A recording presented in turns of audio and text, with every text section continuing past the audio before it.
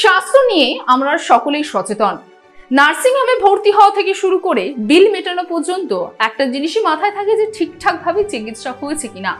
তবে অনেক সময় দেখা যায় যে রোগীর পরিবার বা তাদের স্বজনদের কিন্তু ঠিকঠাক ভাবে সবকিছু জানানো ঠিক হয় না, কিন্তু সর্বশেষে হাতে কিন্তু একটি মোটা অঙ্কের বিল তাদের দিয়ে দেওয়া হয়।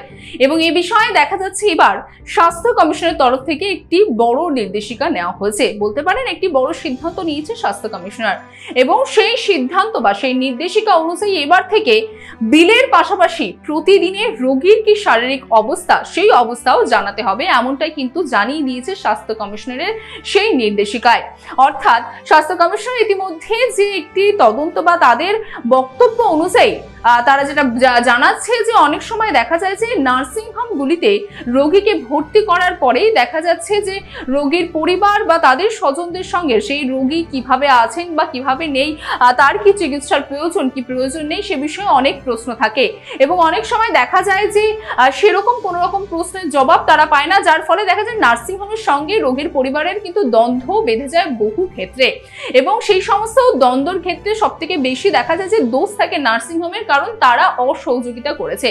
এবং সেই বিষয়টিকে সম্পূর্ণভাবে এড়াতে এবার স্বাস্থ্য কমিশনারের তরফ থেকে বড় সিদ্ধান্ত নেওয়া হয়েছে। এবং সেই সিদ্ধান্ত অনুযায়ী প্রতিদিনের যে বিল দেওয়া হবে সেই বিলের পাশাপাশি কিন্তু রোগীর কি শারীরিক অবস্থা সেই শারীরিক অবস্থা সম্পর্কেও কিন্তু এবার থেকে মূলত যে রোগীর পরিবার রয়েছেন বা যে স্বজন রয়েছেন বা তাদের যে নাম্বার নিবদ্ধ করা রয়েছে তার বাড়ির লোকের রোগীর, তাদেরকে কিন্তু সরাসরিভাবে জানাতে হবে।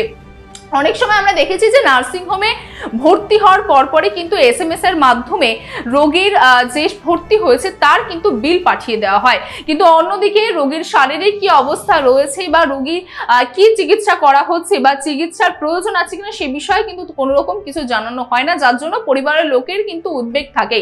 তবে স্বাস্থ্য কমিশনার যেটা বলছে যে নিয়ম হলো যে কোনো রোগীকে নার্সিং হোমে ভর্তির সময় তার পরিবারের লোকজনকে কিন্তু কাউন্সিলিং করানো এবং সেই কাউন্সিলিং এর মাধ্যমে রোগীর শারীরিক পরিস্থিতি কি আছে বা কেমন আছে সে সমস্ত কিছু জানাতে। কিন্তু দেখা যাচ্ছে তদন্ত করে কিন্তু সম্পূর্ণভাবে বেশিরভাগ নার্সিং হোমগুলির ক্ষেত্রে কিন্তু দেখা যায় যে তারা কিন্তু এই যে নিয়ম সেই নিয়মকে কিন্তু বেশিরভাগই মানে না বা তারা কিন্তু এই নিয়মকে অমান্য করে। এবং সেই নিয়মকে মানানোর জন্য এবং তার পাশাপাশি যার ফলে দেখা যায় যে যেহেতু এই নিয়মকে অমান্য করা হয়, তো অনেক সময় যে রোগীর পরিবারের সঙ্গে নার্সিং হোমের যা কর্মকর্তা রয়েছেন বা নার্সিং হোমে কিন্তু অনেক সময় তাদের মধ্যে দ্বন্দ্ব দেখা যায় দুই ক্ষেত্রে।